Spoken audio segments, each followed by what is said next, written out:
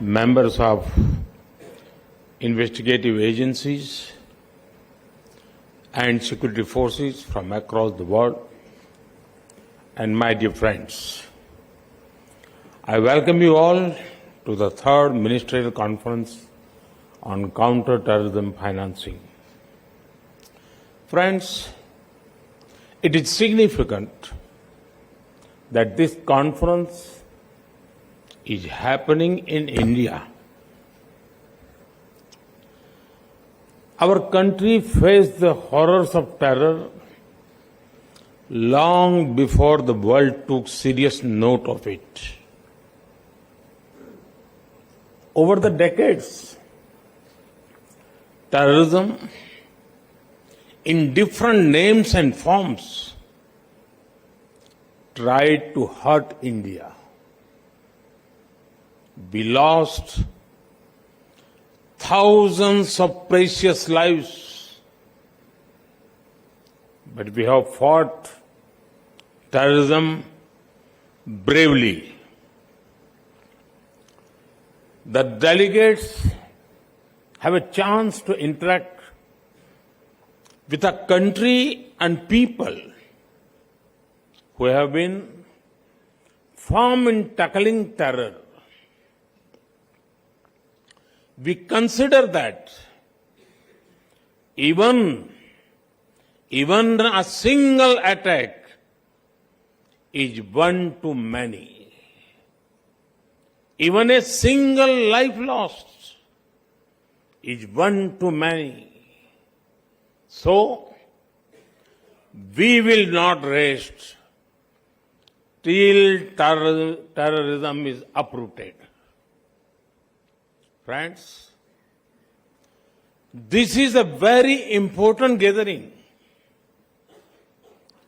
It should not be seen as a gathering of ministers only, because it deals with a subject that impacts entire humanity.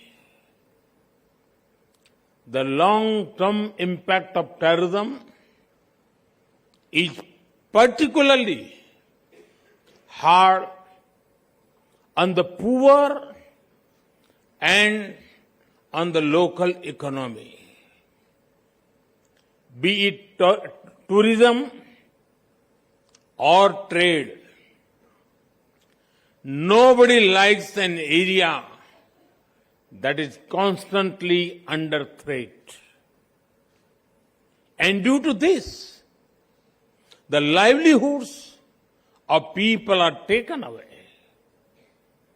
It is all the more important that we strike at the root of terror financing.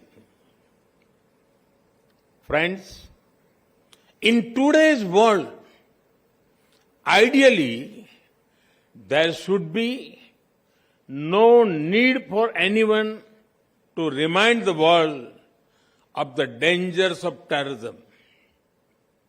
However, there are still certain mistaken notions about terrorism in some circles. The intensity of the reaction to different attacks cannot vary based on where it happened. All terrorist attacks deserve equal outrage and action. Further, sometimes there are indirect arguments made in support of terrorism to block action against terrorists. There is no place for an ambiguous approach while dealing with a global threat. It is an attack on humanity, freedom, and civilization. It knows no boundaries. Only a uniform, unified, and zero tolerance approach can defeat terrorism. Friends, fighting a terrorist and fighting a terrorism are two different things. A terrorist may be neutralized with weapons. Immediate tactical responses to terrorists may be an operational matter, but tactical gains will soon be lost without a larger strategy aimed at hurting their finances. A terrorist is an individual, but terrorism is about a network of individuals and organizations. Uprooting terrorism needs a larger proactive response. If we want our citizens to be safe, then we cannot wait until terror comes to our homes. We must pursue terrorists, break their support networks, and hit their finances.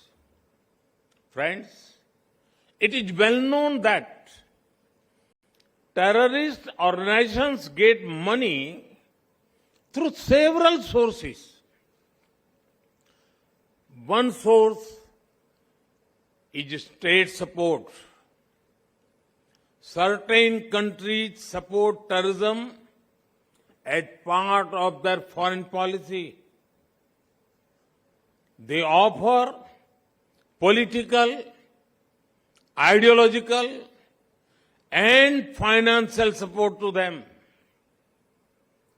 International organizations must not think that the absence of war means peace. Proxy wars are also dangerous and violent.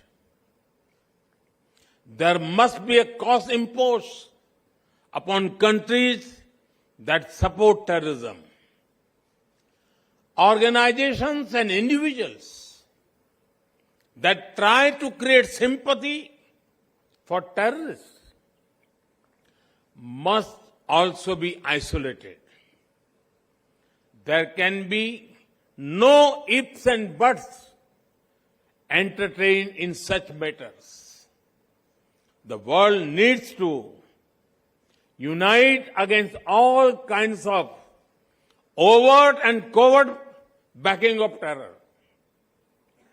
Friends, one of the sources of terror funding is organized crime. Organized crime should not be seen in isolation. These gangs often have deep links with terrorist outfits. The money made in gun running, drugs, and smuggling is pumped into terrorism. These groups help with logistics and communication too. Action against organized crime is extremely important in the fight against terror.